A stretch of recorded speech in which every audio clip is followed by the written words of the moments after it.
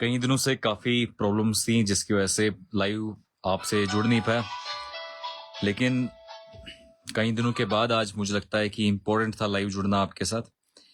कुछ रीजंस हैं जो लाइव जुड़ने के लिए इम्पोर्टेंट है। इस टाइम पे आप सब जानते हैं कि इंटरनेशनल, नेशनल और लोकल लेवल पे कितने मसले मसाइल हैं। उन सारे मसले मसाइल को डिस्कस करने के लिए मैंने सोचा कुछ वक्त निकाला जाए और आपसे डिस्कस किया जाए। इस टाइम पे नेशनल लेवल पे आप जानते हैं कॉकरोच जनता पार्टी जो इस टाइम पे काफी अपना जो प्रोटेस्ट उनका था वो नेक्स्ट लेवल पे चले गया है। वो नेक्स्ट लेवल पे मुझे लगता है जाना भी चाहिए था, क्योंकि डेमोक्रेसी है, डिसेंट इंपॉर्टेंट है, बोलना इंपॉर्टेंट है। पहले सोनम वांगचुक हमारे वहां पे बैठे थे। सोनम वांगचुक उसके बाद उठने के बाद, उसको उठाने के बाद 19 दिन का जो फास्ट था उनका, उठने के बाद 20 तारीख पूरे भारत वर्ष में दिखाया गया था कि हम प्रोटेस्ट करेंगे, और 20 तारीख को काफी अच्छा प्रोटेस्ट हुआ भी, और डेमोक्रेसी का पार्ट है तो होना भी चाहिए था। इसके साथ में आज हमने देखा कि काफी लोग उनके साथ जुड़ रहे हैं। जैसे हमारे यहाँ पंजाब से लोग आ रहे हैं, पंजाब के अलावा सरदार लोग जुड़े हैं वहां से, जो दिल्ली का लोकल है। उसके अलावा भी जगह जगह से काफी लोग जुड़ रहे हैं, और बड़ी अच्छी बात है। इसके अलावा पटना में प्रोटेस्ट हुआ और बाकी जगहों पे प्रोटेस्ट हुआ, तो ये शो कर रहा है कि इंदिरा गांधी जैसी इमरजेंसी लगाए 1975 से 77 तक 24 महीने का एक इमरजेंसी रहा, लेकिन उसके बाद वो इमरजेंसी भी नहीं रहा। तो हिंदुस्तान की एक बड़ी खूबसूरत चीज है कि यहाँ पे यूनिटी इन डाइवर्सिटी है, कि यहाँ पे हिंदू भी रहता है, मुसलमान भी रहता है, सिख भी रहता है, ईसाई भी रहता है, नॉर्थ ईस्ट के लोग रहते हैं, साउथ इंडिया के लोग रहते हैं। तो ख्वाह ये जगह जो भारत है, ये भारत सब लोगों का है, और सभी लोगों ने इसके इसके लिए, इसकी आजादी के लिए लड़ा है।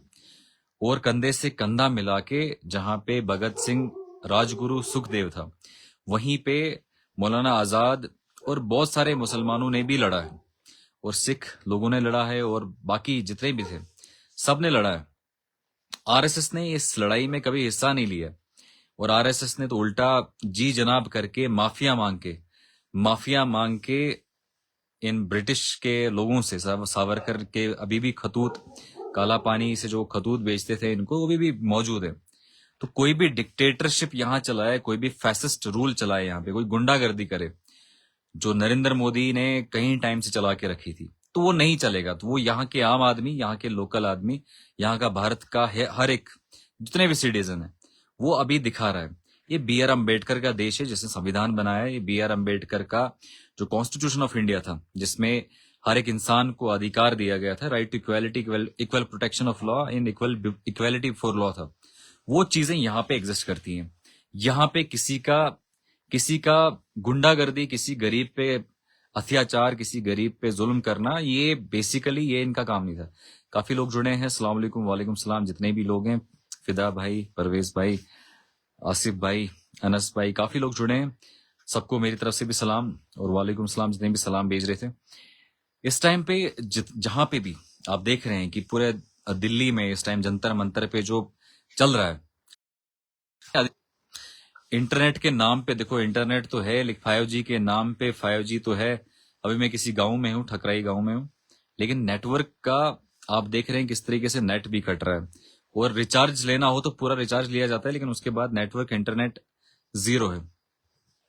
तो सलाम जितने भेज रहे सबको वालेकुम सलाम।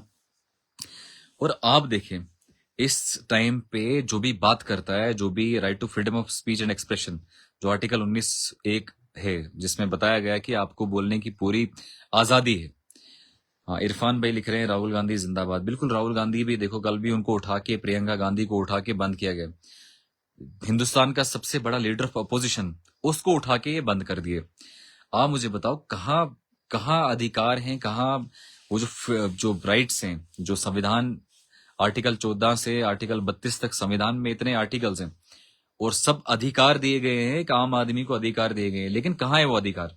एक आम आदमी का कोई अधिकार इस टाइम में नहीं है। आम आदमी को मारपीट कर रहे हैं। आपने देखा होगा दिल्ली में जंतर मंतर में, जहां प्रोटेस्ट, जहां संसद की तरफ लोग जा रहे थे, पार्लियामेंट की तरफ लोग जा रहे थे, और पार्लियामेंट में जाना मतलब बात करना, जो ही लोग जा रहे थे, आपने देखा नंबर प्लेट के या नेम प्लेट के बिना वो पीट रहे थे। RAF, रैपिड एक्शन फोर्स पीट रही थी। और जब पूछा गया कि आप ये जो नंबर प्लेट है, नंबर जो अपने नेम प्लेट है, ये क्यों नहीं रखा? तो उन्होंने कहा गर्मी है इसलिए नहीं। अब लॉजिक कितना है गवर्नमेंट का? लॉजिक देखो क्या है कि एक स्टूडेंट पे आप मारपीट कर रहे हैं, आप नीट पे स्कैम करेंगे, आप एसएसबी में स्कैम करेंगे, पीएससी में स्कैम करेंगे, यूपीएससी में स्कैम करेंगे, लेकिन उसके बाद आपको सवाल नहीं पूछना चाहिए कोई, क्योंकि जो सवाल पूछेगा उसको आप मारपीट करेंगे, डंडा मारेंगे, आप उसको लाठीचार्ज करेंगे।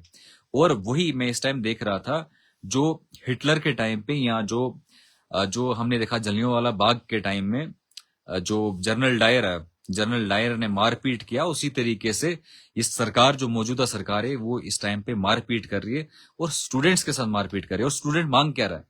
स्टूडेंट बस अपना अधिकार मांग रहा है कि अगर मैंने इतना पढ़ा है फिर भी अनएम्प्लॉयमेंट रेट बढ़ क्यों रहा है? अगर यहाँ पे आपका डे बाय डे जीडीपी बढ़ रहा है, अगर आपका डे बाय डे सारी चीजें बढ़ रही हैं, आप इकोनॉमी को बता रहे हैं कि हम largest economy in the world बन रहे हैं, लेकिन largest economy in the world बनने के बाद भी आप ये कह रहे हैं कि जनाब सब चंगा सी है, तो largest economy in the world बनने के बाद भी इतने लोग दरबदर क्यों हैं? इतने लोग आज तक नौकरी क्यों नहीं पा रहे हैं? और नौकरी नहीं पा रहे हैं, ये सब आपकी ही तो वजह है। ये इकोनॉमी तो आपने शिफ्ट करना है ना, इकोनॉमी तो आपको बनाना है, इकोनॉमी के लिए तो आपको करना है।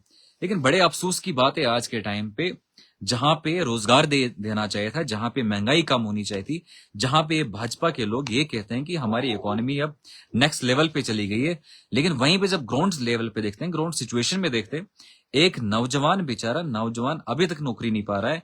एक नौजवान अभी भी अगर शादी करके, तो उसके पास राशन कार्ड नहीं बन रहा है। अगर वो बेचारा शादी करके तो बच्चे नहीं पाल पा रहा है, वो वजह क्या है? वजह इकोनॉमी खत्म है अंदर से। लेकिन सिर्फ बाहर से दिखाया जाता है कि इकोनॉमी सब चंगा सी है। लेकिन आप देखो दिल्ली में जो बैठे हैं बच्चे, क्या वो बेवकूफ बच्चे हैं? क्या वो अनपढ़ बच्चे हैं? अभी ये जो अभिजीत दिपके है या बाकी लोग जितने भी उसका कंपनी वहां पे बैठा है, इतने लोग बैठे हैं और भाजपा के लोग इनको कहते हैं कि ये देशद्रोही है, ये दुश्मन है देश के। भाई यही तो बचा रहे हैं इस टाइम देश को। आपने इकोनॉमी खत्म कर दी, आपके पास नौकरियां नहीं है, आपके पास अनएम्प्लॉयमेंट रेट बढ़ रहा है। आपका खुद पीरियडिक लेबर फोर्स सर्वे कह रहा है कि आप अनएम्प्लॉयमेंट रेज करवा रहे हैं। लेकिन जब यही बात करने के लिए कोई खड़ा हो जाता है, यही बात करने के लिए कोई बोलता है, तो उसको बंद किया जाता है और अलग अलग तरीके से दबाया जाता है। मतलब नॉर्मल चीज है कि किश्तवाड़ में एक बंदा है जो बीजेपी के खिलाफ बोल रहा है, किश्तवाड़ में एक बंदा है जो जुल्म के खिलाफ बोल रहा है, किश्तवाड़ में एक बंदा है जो इनके खिलाफ बोल रहा है, तो उसका सर्विस स्टेशन डिमोलिश करो, उसको इकोनॉमिकली, इसको फाइनेंशियली उसको कोलैप्स कर दो, ताकि ये बात ना करे, ताकि ये किसी तरीके से एडमिनिस्ट्रेशन या सरकार के खिलाफ बात ना करे। तो एक छोटा माइक्रो मैनेजमेंट इनका इतना है कि किश्तवाड़ में एक बंदा है, किश्तवाड़ एक बहुत दूर गांव का जगह है, उस गांव के जगह में एक बंदा बेचारा बोल रहा है, एक बंदा अधिकारों की बात कर रहा है, एक बंदा कॉन्स्टिट्यूशन की बात कर रहा है, एक बंदा एक पढ़ लिख के एक अपना रोजगार की बात कर रहा है। और जो मोदी बार बार कहता है कि प्रधानमंत्री एम्प्लॉयमेंट जनरेशन स्कीम खोली है मैंने, वो स्कीम है कहां पे? जब आपने मुझे लोन दिया और लोन देने के बाद आपने इस टाइम नहीं देखा कि उस टाइम पे इलीगल है या अनऑथोराइज्ड है। आज लिख रहे हैं कि अनऑथोराइज्ड है, आज कह रहे हैं कि इलीगल है, लेकिन उस टाइम पे जब आपने लोन दिया उस टाइम पे ये नहीं पूछा। लेकिन ये सरासर एक आम आदमी को दबाने की बात है, एक आम आदमी को सप्रेस करने की बात है। जो भी गरीब के बारे में बोलेगा, जो कोई भी गरीब के बारे में बात करेगा, जो कोई भी आज ये बताएगा कि आप करप्ट ऑफिसर हो, आप करप्ट सिस्टम चला रहे हो, तो जो भी ये बात करेगा उसको उठा के बंद कर दो, उसको उठा के पीएसए लगाओ, उसको उठा के नेशनल सिक्योरिटी एक्ट लगा दो, या पता नहीं कौन कौन से एक्ट हैं, बहुत सारे एक्ट हैं जो लगाते हैं। आज जहां पे एक आम आदमी बेचारा गरीब आदमी सवाल करेगा, तो सवाल करने वाले को बंद किया जाएगा। तो आज आप सभी जानते हैं, वैसे भी आप तो बिल्कुल जानते हो, कॉकरोच जनता पार्टी जो आज पूरा एक पैन इंडिया मूवमेंट बन गई है, जो कि आप फेल भी रही है कई एरियाज में, और है भी। इंदिरा गांधी के टाइम पे जब उनने इमरजेंसी लगाई, इमरजेंसी में बहुत ज्यादा उनने सप्रेस करने की कोशिश की। सप्रेस करने के बाद जब उनने सप्रेस किया, उसके बाद लोग उठे, जेपी नारायण मूवमेंट उठी, और जेपी नारायण मूवमेंट ने उस टाइम खत्म कर दिया। और 2 साल के बाद जब इलेक्शन हुए तो इंदिरा गांधी हार चुकी, मोरारजी देसाई गवर्नमेंट उस टाइम पे आई और दिखा दिया कि जनता पार्टी, कांग्रेस पार्टी जो इतने सालों से लड़ रही थी, जो कांग्रेस पार्टी इतने सालों से काम कर रही थी, वो कांग्रेस पार्टी भी नहीं रह सकती है। कि आप ये कहेंगे कि जवाहरलाल नेहरू था और जवाहरलाल नेहरू के बाद आपके पास बहुत सारे, आपके पास इंदिरा गांधी आई, और लेकिन वो भी नहीं रही। तो ये भारत देश है, भारत देश सबका देश है। ये गरीब का उतना ही देश है जितना एक अमीर का है। ये भारत देश उतना ही एक एससी का है जितना एक ब्राह्मण का है। ये भारत देश उतना ही एक सरदार का है जितना एक मुसलमान और जितना एक हिंदू का है। ये भारत देश हम सब का है। जितने भी सलाम भेज रहे हैं सबको वालेकुम सलाम। बेसिकली ये लाइव मैंने स्पेशली कॉकरोच जनता पार्टी और जो दिल्ली में मूवमेंट चल रही है जंतर मंतर में, वो आप सभी जानते हैं कि क्या हो रहा है क्या नहीं हो रहा है। लेकिन ये लाइव स्पेशली, ये लाइव जो मैं कर रहा था वो स्पेशली लाइव मैं इसलिए कर रहा था क्योंकि हमारे यहाँ इस टाइम आप जानते हैं जम्मू कश्मीर में डिजास्टर इतना ज्यादा हो रहा है, क्लाइमेट चेंज इतना ज्यादा हो रहा है, फ्लैश फ्लड्स, क्लाउड बर्स्ट और बहुत सारे नुकसान हो रहे हैं। हमने ठाठरी में देखा, हमने मड़वा में देखा, हमने वड़वन में देखा और बहुत सारी जगहों पे हम कंटिन्यूसली देख रहे हैं कि फ्लैश फ्लड्स आ रहे हैं। अभी छात्रों में, मैं अभी भी वहीं से आया, जो हमारे छात्रों में जो हमारे छात्रों एरिया में जो पिछले दिनों फ्लैश फ्लड एरिया है, तो उसमें मस्जिद एक और कुछ घर और कुछ अभी मदरसा उसकी लपेट में आया था। और मदरसे भी अभी मलबा अभी मदरसे से नहीं निकाला है, अभी भी मदरसे का मलबा वहीं पे। लेकिन इन द मेन टाइम मैं आपको कह रहा था कि अभी आज हमारे रोड्स देखो क्या खस्ता हालत है रोडों की। हमारे यहाँ पानी नहीं है, हमारे यहाँ बिजली नहीं है, बिजली का कटौती बार बार हो रहा है, हमारे यहाँ पानी की पाइपें टूटी हैं। हमारे यहाँ पे जितने भी डिपार्टमेंट्स हैं, हॉर्टिकल्चर हो, एग्रीकल्चर हो, मैं सब जितने भी ये डिपार्टमेंट्स हैं, सबसे गुजारिश है और डीसी की स्टुअर्ट से गुजारिश है कि आप अपने जितने भी आपके मुलाजम है इनको जगह जगह पे, जितने भी डिपार्टमेंट्स हैं इनको आप जगह जगह पे भेजें, ताकि जो जितनी भी प्रॉब्लम्स है, अभी जहां जहां लैंडस्लाइड्स हो रहा है वहां पे सिर्फ सड़क नहीं जा रही है, बल्कि वहां पे उनके पेड़, लोगों के पेड़ जो है वो जाया हो रहे हैं, वहां की फसलें जाया हो रही हैं। तो एग्रीकल्चर डिपार्टमेंट वहां जाए, हॉर्टिकल्चर डिपार्टमेंट वहां पे जाए, वहां पे पीएचई का डिपार्टमेंट्स के लोग जहां वहां पे पहुंचे, और साथ में बिजली विभाग के जो लोग हैं वो वहां पे जाएं, ताकि जो लोगों को प्रॉब्लम हो रही है, जो लोगों को इश्यूज हो रहे हैं, जो लोगों को दिक्कतें हो रही हो, पानी को लेके हो, बिजली को लेके हो या फसलों को लेके हो, तो वो सारी एड्रेस की जाए। इनके पास ब्लॉक के डिपार्टमेंट के कुछ लोग हैं, वो देखे वीबी जी राम जी तो आ गया है, तो जहां जहां नुकसान हुआ है, जहां जहां डंगे का नुकसान हुआ है डंगा दिया जाए, जहां जहां पे छोटी छोटी सड़कों का नुकसान हुआ है तो वो सड़कें वहां पे लगाई जाएं। तो वालेकुम सलाम इम्तियाज शेख। तो जहां जहां जिस जिस डिपार्टमेंट का जरूरत है वो डिपार्टमेंट बनाए इसलिए गए होते हैं, गाड़ियां डिपार्टमेंट के लोगों को इसलिए दी गई होती है कि कभी आपदा आती है, कभी प्रॉब्लम होता है, डिजास्टर होता है, वो डिजास्टर के टाइम पे वहां लोग पहुंचे। अभी मैं देख रहा था कि छात्रों में उडल गुजरा जो जगह है वहां पे जो अभी फ्लैश फ्लड आया है, लेकिन हमने देखा वहां पे कोई डिपार्टमेंट अभी तक नहीं आया, न एग्रीकल्चर डिपार्टमेंट गया, जो जमीनें टोटली उनकी लॉस हो गई हैं। उसके साथ साथ में वहां के लोगों को देखना चाहिए कि वहां का बैंक भी, जो लोकल बैंक होगा उसको देखना चाहिए कि प्रधानमंत्री फसल बीमा योजना जहां से बीमा मिलता है, तो वो वहां पे जो है फसल बीमा योजना में उन लोगों को उस जो इंश्योरेंस स्कीम है उस इंश्योरेंस में एडजस्ट किया जाए ताकि उनका नुकसान कम हो। उसके साथ में कुछ दुकानें हैं वहां पे, कुछ दुकानों का भी बहुत सारा नुकसान हुआ है। इंश्योरेंस कंपनी को भी चाहे, जो कंपनीज हैं उनको चाहे कि वहां पे जाएं और वहां पे उन लोगों को देखे कि जो नुकसान उनको हो रहा है, उनका बेचारों का नुकसान हो रहा है, वो बेचारे जाएं कहाँ पे। और इन द मीन टाइम यहाँ एडमिनिस्ट्रेशन के स्टुअर्ड और एमएलए तो हमने दिखे नहीं, एमएलए तो मुझे इन जगहों पे दिखे नहीं जहां जहां मैं गया। और साथ में एनएचआई डीसीएल, उसके स्पेशली मैं बताना चाहता हूँ, आज मैंने उनसे बात भी की वैसे कि जो हमारे एरियाज हैं, जो ये भंडारकोट क्रॉस करते हैं या किश्तवाड़ से लेकर ही गाँव के एरियाज में, एनएचआई डीसीएल का काम है कि जो ही कहीं पे भी आपको लगता है कि लैंडस्लाइड आ रहा है तो आप उसको जल्दी रिमूव करें, उसको हटा दें, मलबे को हटा दें, ताकि कोई एम्बुलेंस हो, कोई कुछ भी हादसा हो सकता है, उस हादसे को मिनिमाइज करने के लिए एनएचआई डीसीएल के कुछ लोगों से मेरी बात भी आज हुई। और आज भी मलबा, जब हम कहीं पे गए थे तो उडल गुरजा में गए थे, तो उस टाइम पे भी जब मलबा ऊपर से आया तो मैंने उनको फोन किया करके बताया कि इसको as soon as possible remove किया जाए, क्योंकि इमरजेंसी हो सकती है, किसी को कोई भी इशू हो सकता है, तो वो चीजें हटा दी जाएं। और हमारे यहाँ कुछ पंचायतों में बहुत सारी प्रॉब्लम्स है, वो प्रधानमंत्री आवास योजना को लेके हो, बिजली पानी को लेके हो, सड़क को लेके हो, तो वो कहीं ना कहीं इन डिपार्टमेंट्स को चाहे, मैं गुजारिश करता हूँ इन डिपार्टमेंट्स को कि वो यहाँ पे इनको सॉल्व करें। और in the meantime Thakrai block में कल मैंने पंचायत सेक्रेटरी साहब को बुलाया, वो साथ में फिलर ए पंचायत है, और साथ में बीडीओ साहब को भी बुलाया मैंने। कुछ प्रधानमंत्री आवास योजना को लेके कुछ प्रॉब्लम थी, उनको रिड्रेस करने के लिए, क्योंकि बहुत सारे नाम काटे गए हैं और बहुत सारे नाम जो वो जेन्युइन नहीं है, उन जेन्युइन को साइड करके उन जेन्युइन को रखा गया, और जो गरीब लोग हैं जिनके नाम सच में उस लिस्ट में होने चाहिए तो उस लिस्ट में नहीं है। तो ऐसे में हर पंचायत में ट्राई कर रहा हूँ कि हर पंचायत में जाया जाए। अभी मैं कल फिलर ए में हूंगा और कल फिलर ए में मैंने बुलाया है पंचायत सेक्रेटरी और जो जितने भी जेआरएस वगैरह हैं, और साथ में बीडीओ साहब को भी फोन किया और बीडीओ साहब को भी बुलाया मैंने। तो कल जितने भी फिलर ए के हैं लोग हैं तो वो रुक सकते हैं, वो पंचायत घर में आ सकते हैं और पंचायत घर में हम ट्राई करेंगे तो जितना भी होगा ट्रांसपेरेंसी से हो, अकाउंटेबिलिटी से हो। ये मैं सिर्फ नहीं कहता हूँ, मोदी कह रहा है कि ट्रांसपेरेंसी और अकाउंटेबिलिटी से काम हो। तो सभी लोगों से गुजारिश है कि जो जितने लोग हैं वो आए और ट्रांसपेरेंसी देखें कि किसी के 2-3 छत मकान है तो उनका 2-3 छत मकान को नहीं देना है, सबसे पहले गरीब को देना है।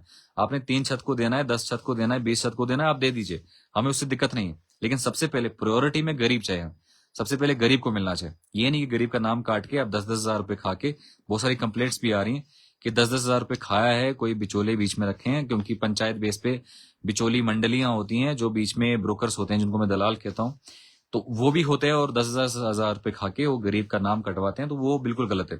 तो इसीलिए मैं चाहता हूं कि जो ये लोग हैं कल यहाँ पे पंचायत फिलर ए में लोग जमा हो जाएं ताकि हम उसमें एफिशिएंटली और साथ में ट्रांसपेरेंसी से बिल्कुल शीशे की तरह सामने हमारे हो, ताकि वो हम देख लें। और साथ में पीएचई डिपार्टमेंट जो है या बाकी पीडी डिपार्टमेंट हो वो एफिशिएंटली काम करे। और साथ में मैं यहाँ के नेटवर्क एरियाज जो भी हैं, जितने भी नेटवर्क जो यहाँ पे जियो है बेसिकली यहाँ पे ज्यादा, और साथ में एयरटेल है, और एयरटेल और जियो इन कंपनीज को मैं बताना चाहूंगा कि आप 350 का रिचार्ज इन गाँव वालों से करवाते हैं, लेकिन बाद में देखा जाता है कि 5G का यहाँ पे कोई नेटवर्क नहीं है। तो 5G का नेटवर्क रिस्टोर करें, कहीं ऐसा ना हो कि हमें कोर्ट में जाना पड़े और रिकवरी सूट फाइल करना पड़े कि आप इतना पैसा लेने के बावजूद यहाँ पे इंटरनेट नहीं दे रहे हैं, इतना पैसा लेने के बावजूद नेटवर्क नहीं दे रहे हैं। तो कहीं ऐसा ना हो कि हम कंप्लेंट तो मैं फाइल करता रहता हूँ, लेकिन साथ में कहीं कोर्ट में ना जाना पड़े आपके इस चीज को लेके।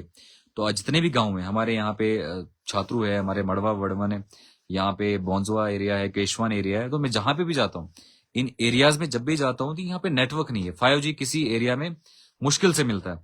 तो आप देख लीजिए इस चीज पे, मैं कई टाइम से देख रहा हूँ, लेकिन कल को ऐसा ना हो कि पब्लिक को लेके सड़कों पे आया जाए और पब्लिक को लेके यहाँ कोर्ट में जाया जाए और फिर आपके खिलाफ वो जो है सूट फाइल किया जाए कि आप पैसा तो ले रहे हैं, 350 रुपए रिचार्ज का ले रहे हैं, 400 रुपए रिचार्ज का ले रहे हैं 5G देने के लिए, लेकिन बाद में उसमें 2G या 3G होता है। जैसे आज डोडा में चल रहा है तो वैसे ही 2G या 3G चलता है।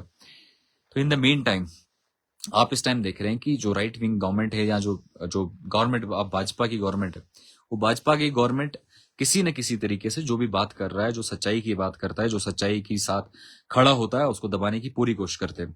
बाकी आपने देखा होगा हमारे किश्तवाड़ में एमएलएज हों, हमारे किश्तवाड़ के एरियाज में एमएलएज हों या एमपीज हों, बेसिकली सब ठेकेदार हैं, आप सभी जानते हैं, मुझे बोलने का जरूरत नहीं है। अभी भी उडल गुरजा में जब जो लैंडस्लाइड आया तो एक्स एमएलए हमारे एक हैं, उन्होंने मलबा सारा उनने सारा मलबा रोड के साइड में बिल्कुल एक नाले में डाला और वो नाला सारा उठ के आके मस्जिद को डैमेज कर गया और साथ में मदरसे को डैमेज किया और कुछ घरों को और कुछ वहां के जो शॉप्स हैं उनको नुकसान कर गया। आप मुझे बताओ इसकी भरपाई करेगा कौन? तो ये भरपाई जो है मुझे लगता है ठेकेदार को करना चाहिए। इसकी भरपाई वहां के ठेकेदार जो ये रिस्पॉन्सिबल है, जो रीजन बना, वजह बना इसका कि आप मलबा डाले और ये मस्जिद और मदरसा और साथ में दुकान वगैरह इन जगहों पे ये मसले हुए, तो ये सारा का सारा ये काम जो है ये हमें सारा का सारा इसके जो एक्सएमएलए है, जो ठेकेदार वहां का है, उसके सर पे डालना चाहिए। और साथ में मैं बहुत बड़ी जगहों पे देख रहा हूँ कि यहाँ पे जितना भी मलबा उठाया जाता है, वो एपीएस कंपनी हो, एनएचआईडीसीएल की बहुत सारी कंपनीज है, वो सारा मलबा उठा के सारा दरिया में डाल रही है। और जब मेरा सर्विस स्टेशन बंद किया तो बोला कि पोल्यूशन होता है। मतलब मैं दिन में 2-3 शैम्पू यूज कर रहा था उन गाड़ियों को धोने के लिए, तो उसकी वजह से इन्होंने कहा कि नहीं इसका सर्विस स्टेशन बंद कर दो और उसके बाद उसका डिमोलिशन कर दो। आप मुझे एक चीज बताओ कि इतना माफिया चल रहा है, इतने प्रोजेक्ट्स हमारे यहाँ किश्तवाड़ में, इतना ज्यादा माफिया सारा गंद मक सारा दरिया में डाल रहा है, क्या उससे मछलियां नहीं मरेंगी? क्या उससे हमारा वाटर बॉडी जितना भी है वो नहीं मरेगा? क्या उससे जितनी भी प्रॉब्लम्स यहाँ पे किश्तवाड़ में हो रही नहीं हो रही? आप मुझे बताओ, यहाँ पे हमारे पास 5 से 6 या 7 प्रोजेक्ट्स हैं, 7 हाइड्रो इलेक्ट्रिक प्रोजेक्ट्स हैं। मुझे नहीं लगता कि एक डिस्ट्रिक्ट एक हाइड्रो इलेक्ट्रिक प्रोजेक्ट भी मेंटेन कर पाएगा या उसको एग्जिस्ट कर पाएगा यहाँ पे। लेकिन अंधाधुंध लूट मचा के रखी है, अंधाधुंध लूटने पे लोग बैठे हैं कि किसी तरीके से इतना एक्सप्लॉइट कर दो, इस एनवायरनमेंट को खत्म कर दो। और पिछले दिनों में एक ज्योग्राफी का टीचर देख रहा था, वो ज्योग्राफी का टीचर ये कह रहा था कि जनाब किश्तवाड़ का एरिया बहुत जल्दी खत्म होने वाला है। उसका रीजन ये बता रहे थे कि इतने प्रोजेक्ट्स हैं, और सच में इतने प्रोजेक्ट्स हैं। हमारा द्राक्षला डूब गया, हमारा पुलडोडा डूब गया, हमारे बहुत सारे एरियाज यहाँ के एरियाज हैं जो डूब रहे हैं और खत्म हो रहे हैं, और आहिस्ता आहिस्ता मुझे लगता है सारे एरियाज डूब रहे हैं। लेकिन कोई इन्वेस्टिगेशन, इंडिपेंडेंट इन्वेस्टिगेशन टीम नहीं बैठ रही है जो देखे क्या एनवायरमेंटली इतना ज्यादा एनवायरमेंट का रेजिलियंट है भी हमारा किश्तवाड़ के नहीं है, क्या इतने प्रोजेक्ट को मेंटेन कर सकता है कि नहीं कर सकता है। बस आपको पैसा कमाना है, यहाँ डंपर लगाने हैं, यहाँ पे अपनी ठेकेदारी चलानी है, यहाँ पे आपको अपने मुलाजम लगाने हैं, यहाँ पे आपको लोगों को एडजस्ट करना है, जो आपने झूठे वादे किए वहां पे अपना साइन लेके लोगों को अपने एडजस्ट करना है। उस चक्कर में आपने पूरा एनवायरमेंट को खत्म कर दिया है। ये जितने भी क्लाउड बस्ट आ रहे हैं, जितने भी नुकसान इस टाइम पे हो रहे हैं, ये तो सारा हमारे लिए नया है, ये तो हम आज देख रहे हैं। नहीं तो इतना सेफेस्ट जगह किश्तवाड़, इतनी सेफेस्ट जगह है जहां पे कि ये प्रॉब्लम्स नहीं होती थी, लेकिन इन्हीं जब से प्रोजेक्ट्स आए हैं तब से इतना नुकसान हो रहा है।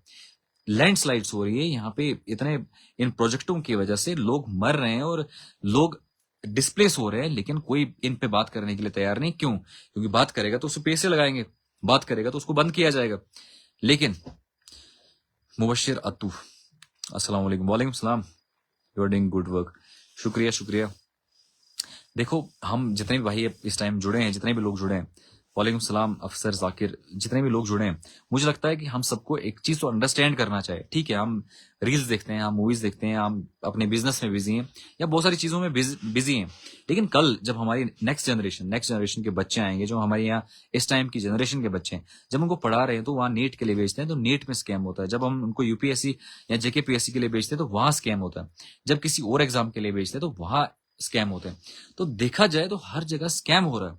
आप यहाँ पे किश्तवाड़ में प्रोजेक्ट खोले, आप मुझे बताओ, इतने प्रोजेक्ट खोलने के बाद भी अगर हमें यहाँ किश्तवाड़ को बिजली नहीं मिलेगी, आज भी हमें उधमपुर से बिजली लेनी पड़ती है, आज भी हमने यहाँ से बाहर, जम्मू कश्मीर से बाहर जाके बिजली खरीदनी पड़ती है। तो आप मुझे खुद ही बताए कि क्या सिस्टम है कि यहाँ का लोकल लोग को बिजली नहीं है, और वहीं पे लोकल लोग को साइड पे छोड़ के इन्होंने यहाँ पे गुंडागर्दी मचा के रखी है कि मुलाजम हम लगाएंगे, डंपर हम लगाएंगे, जेसीबी हम लगाएंगे, एलएनटी मशीनें हम लगाएंगे, एक्सकेवेटर हम लगाएंगे, वो ठेकेदारी वहां की वो हम संभालेंगे। लेकिन एक आम आदमी जाएगा कहाँ पे?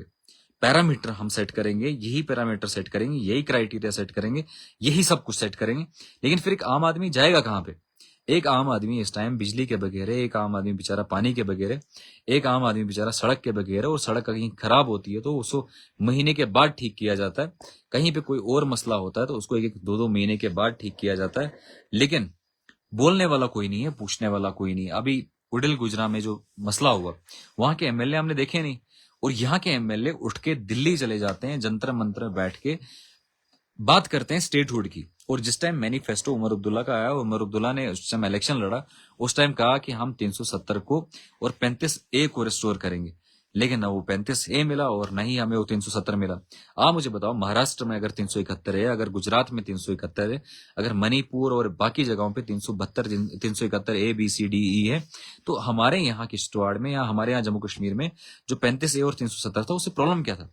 और वो सिर्फ हमें 370 और 35A हमें सिर्फ ये दे रहा था कि जो बाहर के लोग आते हैं, वो बाहर के लोग थोड़ा कम हो जाए और यहाँ के लोकल लोगों को नौकरी मिले।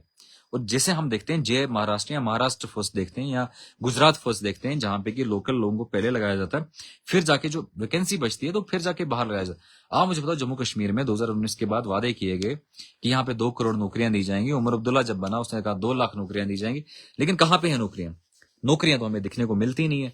हमारे अस्पतालों की हालत देखो, हमारे बाकी जितने भी डिपार्टमेंट, आप सभी जानते हैं कि इन डिपार्टमेंटों की हालत क्या है, इन जगहों की हालत क्या है।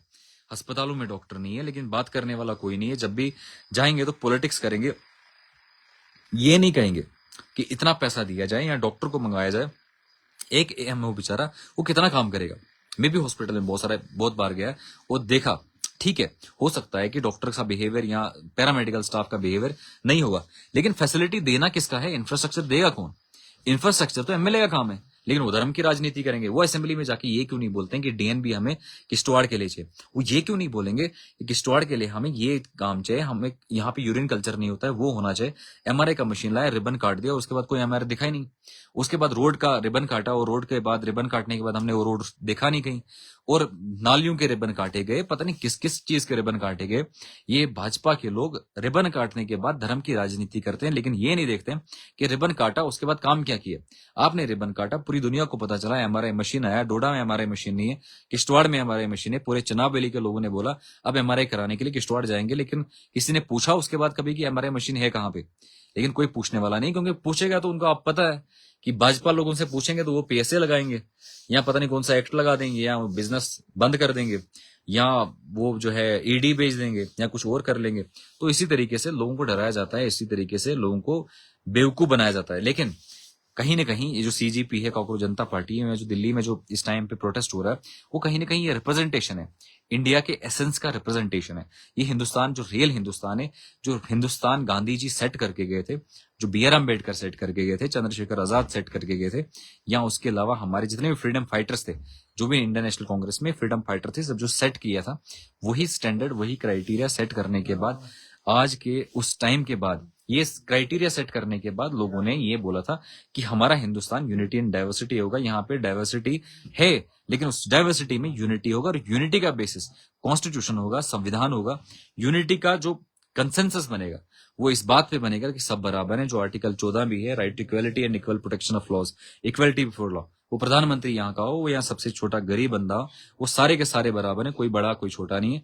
यहाँ सबको अधिकार दिया जाएगा कि सभी लोग जो है बराबर है, कोई बड़ा छोटा नहीं है। लेकिन आज अगर इसी चीज की बात की जाए, संविधान की बात की जाए, तो लोगों को दबाया जाता है, लोगों को धमकाया जाता है कि आपको उठा के बंद किया जाएगा, आपको आज आज गांव में एक गरीब ठेकेदार के खिलाफ नहीं बोल सकता, एक गांव में एक सरपंच के खिलाफ नहीं बोल सकता है।